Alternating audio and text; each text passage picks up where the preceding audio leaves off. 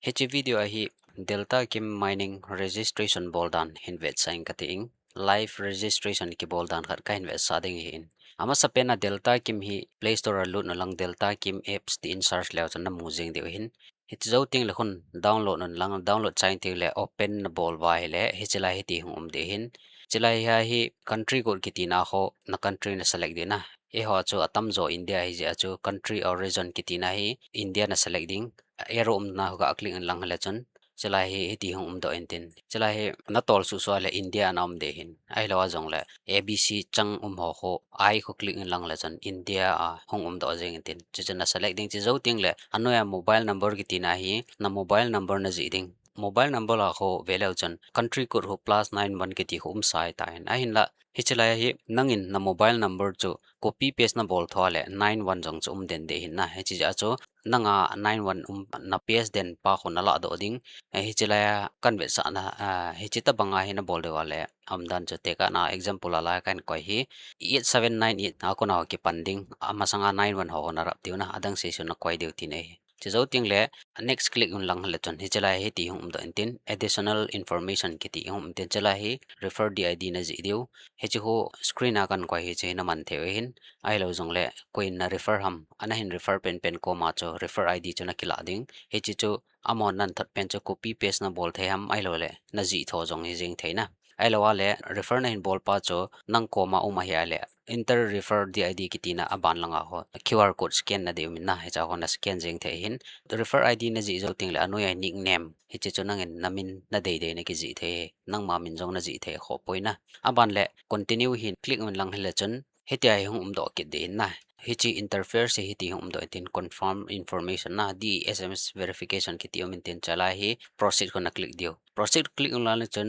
chala hi hiti hum ki de choose verification route verification na bol na ding chu hoi ji pa na bol dham local number na bol dham alo le global access number na bol dham kha zo zo na bol the in na aki hi na chi phiam ti le local number a khona bola le SMS ana thot ding na sima chu SMS au ngai ti nei cha global access pa number khona manai le he chi khu SMS a hello ding WhatsApp message an na send ti nei cha tune hi global access pa bol de ha heti he nom min tin global access ko choose in lang anoi langa continue ko na click ki de he continue na click ngai le hechelai hi ti hum do kin tin na hechelai interface se hi ti hum tin hechelai number chom chom hung ki pin tin operator ho jong kho veleu chon achom chom TZDEHLT za chom chom ki pin tin hi cha ho nangin khat pen pen na chu jeng the na tu ne hi khat achung pen pen TZ ki ti hu ga chu jeng ote TZ kho chu so lang continue na click wa le hechelai interface se ti hum do ki tin na hechelai copy message song na bol thei I copy lo wa jong le direct a hung do jeng ena kho di pon na anoi langa continue ko click ki do lang hela chon he chelai hi ti hum do kin tin chelai ahung do tingai le WhatsApp or message na aza chu sei bangwa chu global ai bol je wa chu SMS by select low dio hin WhatsApp pa na select dio WhatsApp ko select wen lang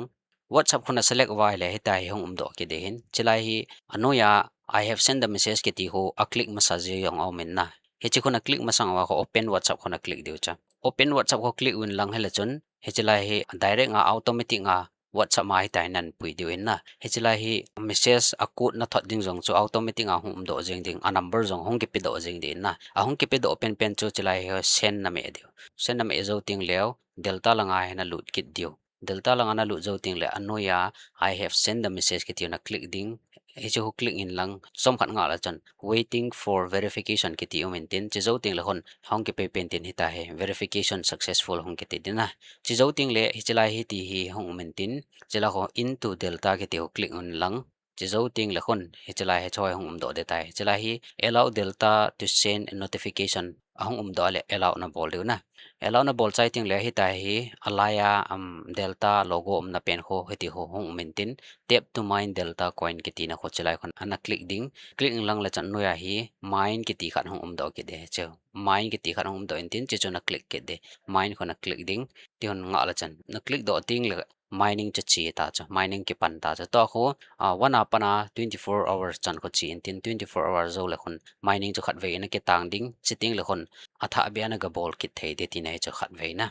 hi chi chu mining registration na bol zo ta cha chi zo teng le khon na bol ding a poi mo kit khat chi pam te le delta coin extra an na thei khat chei le hi chi na lu ting le home comma d apps ki ti ho click in lang d apps ko na click zo ti nga hi le he chalanga d news hi na click ki de na heti hun d news click in lang la chan heti hong de hin chala hi first time na lut phat la khon hi chala hi load and run ki ti um ten na load and run ko na click ding che zo ting la khon heti hong kit de chala he news so na chala content d news delta thu a thil ki post ho lai tam ta hong do de cha hi chol a kho tun comment na bola cha kona delta coin daily a 1.33 na an thei cha hi chala khona dei pen pen na comment thei hin a hin la midang dang het kha lo lo hos a comment sanga cho kin kan pi hoi na comment diu na group ma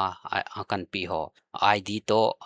topic ho kan pi tha ji in cho a khol lu na lang naga comment diu ti nai cha he chela bang he tun te ga na thum na kho hash vol ki ti ho chela khon hash vol ki ti ho click on lang hal chan he tai hong do cha chelai hi ti hong min tin tun hi chelang zi lang kaya plus comment ki ti khona mo diu hin na he chelai kho click on lang hal chon he ti hong de authorize me need the app login na chelai kho authorize na me diu me on lang la chan ti hong min tin nga leo chan loading hong chi do in tin he tai hong de tai chapat le plus comment ko click kin lang la chan hi ta hi post a comment ki ti hong min tin achunga rating ki pi hota banga kho good very good ai lo le pi pham na ji theina anoya content ki ti na kho nangen na dei na ki sudwa good morning alo good evening ipham jingka pha ni tha pha ta dei na ji thewen